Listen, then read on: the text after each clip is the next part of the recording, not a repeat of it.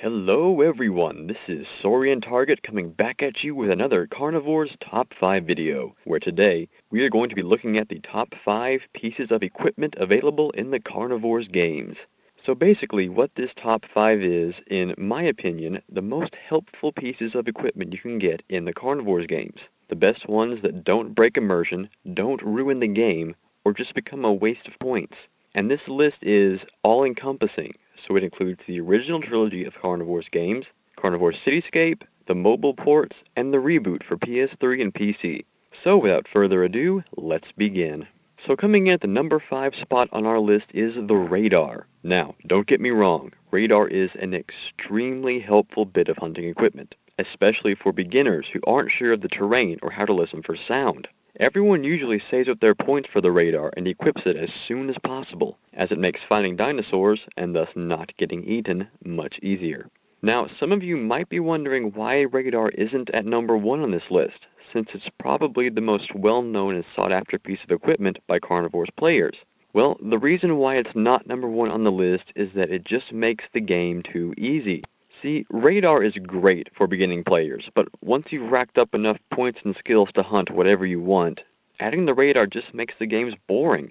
You pop up the radar as soon as you begin a hunt, and it's just a matter of walking from dinosaur to dinosaur with none of the fun of actually listening for and finding one on your own. The reboots tried to, I think successfully, balance this issue by limiting the radar's range to 300 meters, or 500 if you purchase an upgrade, which still forces players to at least begin searching for dinosaurs. Plus, the radar usually takes off about 30 or 35% of your total score. Now, Dino Hunt Corp explains that away by stating that the motion trackers that make the radar work are very expensive, so a certain score has to be reduced to keep profits level. But when beginner hunters are using radar and camouflage and cover scent, their scores really take a beating. So it's great equipment for beginner hunters, but makes the game a bit too easy later on. Radar comes in at number 5.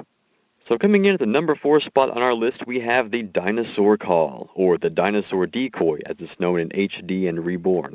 Now, the Dinosaur Call does exactly what you think it does. It imitates the mating or distress call of the selected dinosaur. In the older games, the dinosaurs would not only respond, but also start moving toward you. You had to watch out for how you used the calls, though. Too many calls would make the dinosaurs finicky. Herbivores would leave, while carnivores would go into hunt mode. The newer games allow you to play a little more tactically with the dinosaur call. Instead of heading towards you, herbivores will simply respond, which reveals their location on the mist device, allowing you to start hunting them using wind direction based on their location. Carnivores will come running toward you, as long as they don't have anything better to chew on. So using the call near a dinosaur carcass lets you set up the situation to your advantage and hunt the hunters with ease. Plus, the dinosaur call lets you hear all the awesome calls each dinosaur has.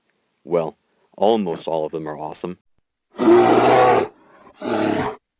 The only real problem with the dinosaur call is that it's not really that necessary or vital to a hunt. It just kind of lets you turn a dinosaur around or bring them to you. And if you're using the radar, then the call is rendered pretty much pointless. But it's still a very cool take on the whole deer call concept, and comes in at number 4.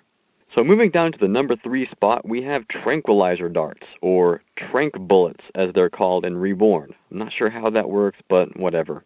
The use of tranquilizers has always been a big thing with the Carnivores series. As far as I know, it's the only hunting series that even lets you use tranquilizers. Every other hunting game, deer or dinosaur, forces you to blow your prey's brains out with extreme force. Plus, Carnivores starts you off with tranquilizers as a default, so that really helps the games in terms of humane efforts. Well, as humane as hunting dinosaurs on an alien planet can be. In addition, using tranquilizers adds a 25% bonus to your hunt, which gives even more incentive to use it. Using tranquilizers also gives the animals sleeping animations and different death or knocked out animations in the newer games.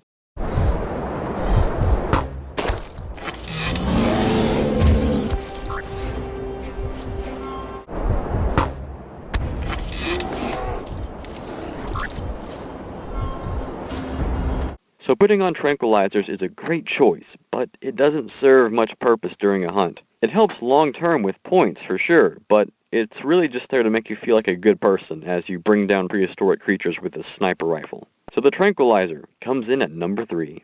So coming down to the number 2 spot on our list, we have double ammo. Now, double ammo is a lifesaver. It wasn't available in the first Carnivores game, which forced you to make every shot count. And if you missed the dinosaur's target zone, you'd spend all your bullets trying to gun it down as it fled the scene, forcing your expedition short. From Carnivores 2 on, hunters are given the free option of using double ammo, which can mean the difference between life or death when your last bullet didn't manage to finish off that charging velociraptor.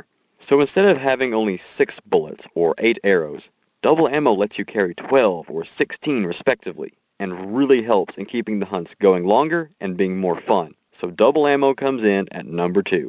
Now, before we get to the number 1 spot on our list, there's an honorable mention that I want to make note of, and that is the binoculars or the rangefinder. The binoculars are so valuable in determining what you are looking at.